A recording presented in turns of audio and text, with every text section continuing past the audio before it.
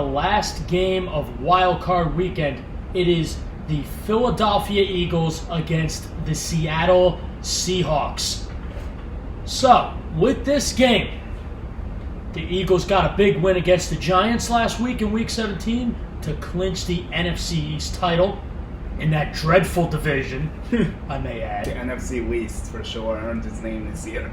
Yes, NFC least. Least amount of Wins. good teams. Yeah, and wins. Okay. I'm going to tell you this. The Eagles, you want to talk about banged up. This receiving core has been banged up all season long. They did not even have a 1,000-yard receiver, and I don't think anybody even broke, other than Zach Ertz, if I'm not mistaken, broke 500 yards. It's 600 because Goddard. But 600. Is that there's no receiver that went over 500 yards. The tight ends did, though. The tight end. And Miles Sanders went slightly over. Okay. The tight ends and running backs were a lot better than the receiving core for the Eagles. So it was a bit of an issue on offense for Philadelphia, which 2 years ago arguably had a very, very good offense. It's been a lot different. The Eagles' defense, though, has played a lot better, even though that secondary is still putrid. Yes, and we'll get to that. If you look at all the injuries that this team has had to sustain throughout this season, their IR list is so long it looks like Santa's Christmas list.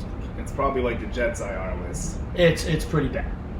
So Seattle, too, though. They're getting up there. Seattle is getting banged up, too. Another thing with Seattle, they had that controversial loss the other Sunday night, which was the best game of the week. It was probably the best game of the year. Mm-hmm. It was something. And that game determined the division as well. So they lost that game to the 49ers, a goal line stand. Lost 26-21. I'm going to tell you this. I think the Seattle Seahawks, their defense is okay. Their offense, you got to get them going. Russell Wilson just makes plays with whoever you put in there. This game is going to be a problem, I think, for both teams. I really do. I think that Carson Wentz is playing a lot better, and the fact that he's playing so tremendously with guys who are no-name receivers, by the way, I might add. Zach Ertz is playing with a broken rib, and I think he had a laceration to his kidney. That's why he didn't play last week. Yeah, things are not going great for It's not going good at all. They lost Alshon Jeffrey, who was terrible this year.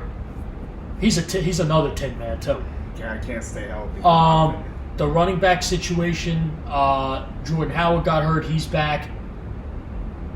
They lost. Who else did they lose? Darren Sproles retired. He's out. The one plus I will tell you for this team, two guys, Boston Scott and Dallas Goedert have been a godsend to the Philadelphia Eagles. And that's my X factor for that game is Boston Scott. Interesting one. He was so good against the Giants. A shifty guy. He reminds me of Darren Sproles. He's another Darren Sproles. Same height, same style of play, runs hard, doesn't turn the ball over.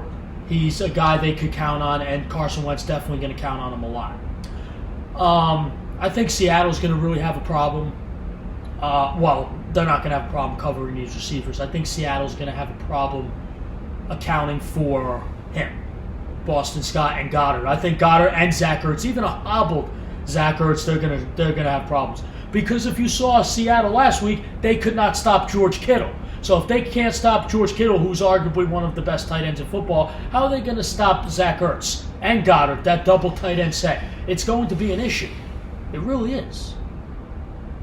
But I'm going to tell you this. On the Seattle side, I think Russell Wilson had a tremendous season.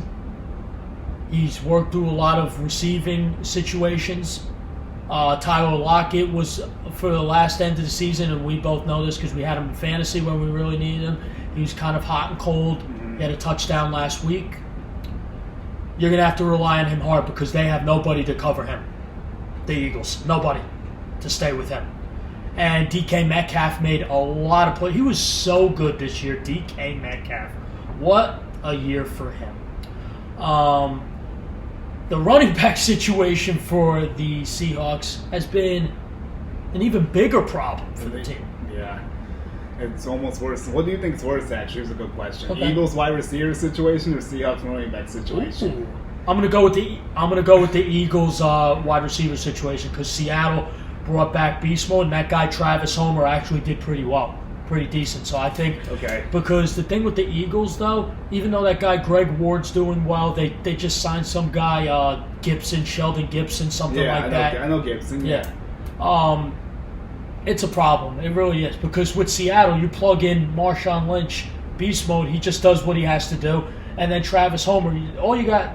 And they're going to use them more as receivers. I think this game, they're going to attack the secondary. That's what I think. I think because Fletcher Cox and company up front, Nigel Bradham, they're gonna focus on stopping the run and trying to get Russell Wilson down. Yeah. And it's going to be easier said than done.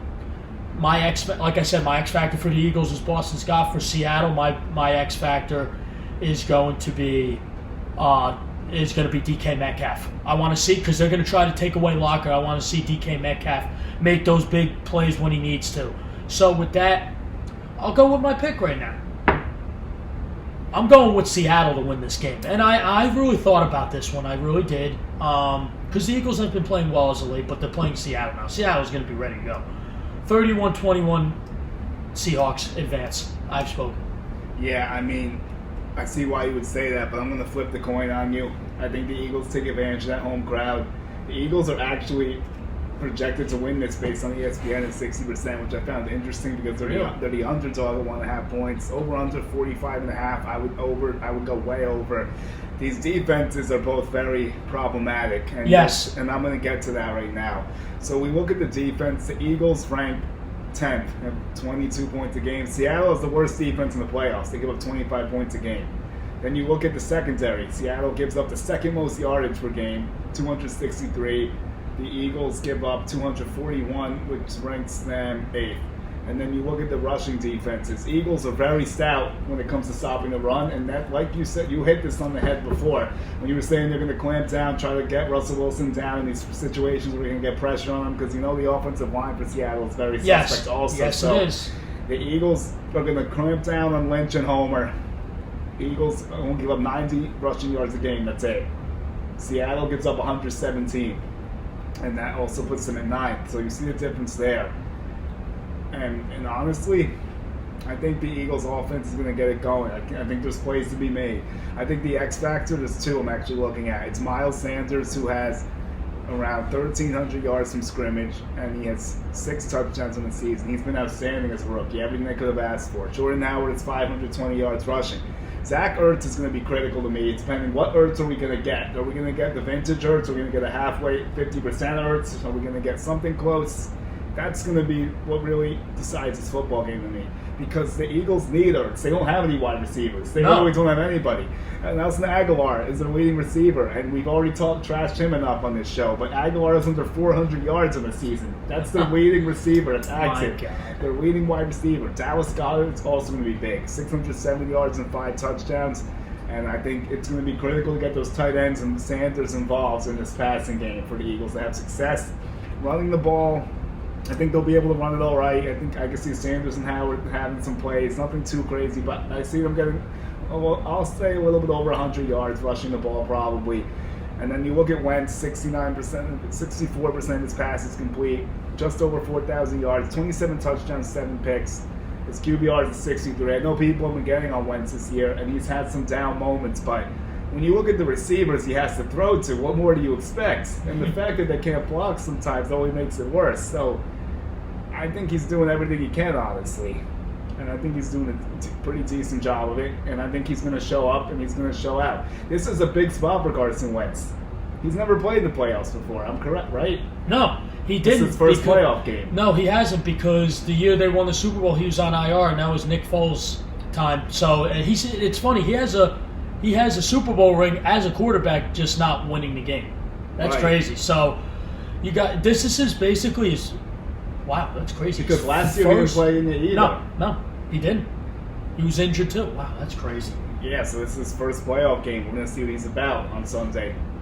And then you look at Seattle's side. Wellesley's been outstanding. 66%. 31 touchdowns, 5 picks. 69 quarterback. QBR. Over 4,000 yards. He's been great. Chris Carson ran for 1,230 yards. He is out. He's not a factor. Homer has ran for 114. And Lynch is my X factor for the Seahawks. It is beast mode. Yes, sir. 34 yards and just 12 carries. Let's see if they get a touchdown. Should they have given it to him late again? I mean, they had the penalty that messed that all up. But honestly, he's gonna have to be big if Seattle's gonna want to win the game. He's the guy they're gonna go to. He's gonna get the majority of the carries, and we're gonna see if he can get anything going against the stout Eagles front. I just don't see it because you got the best rush defense in the league versus a guy who's barely even been playing. So I think that's gonna be a problem.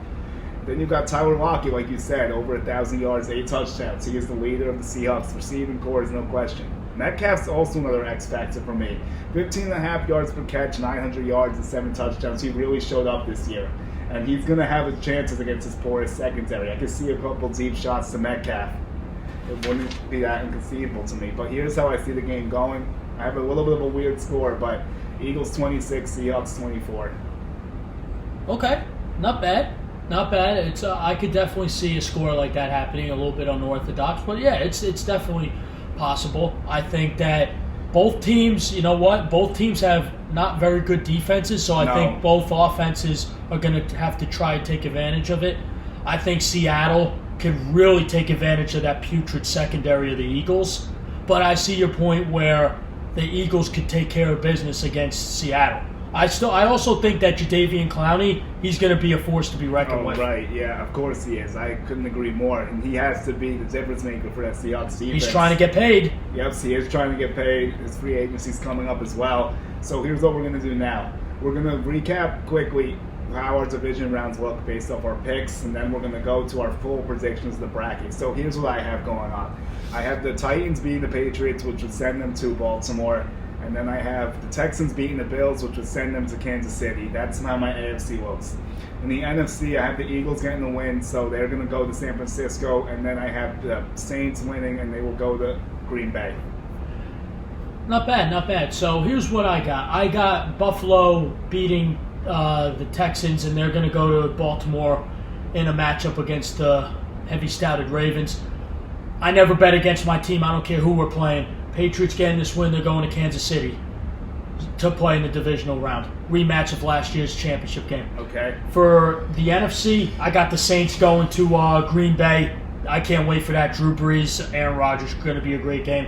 And I got Seattle winning this game, going to San Fran for the 3rd time this year. That's another big game I can't wait to see. That's my division round.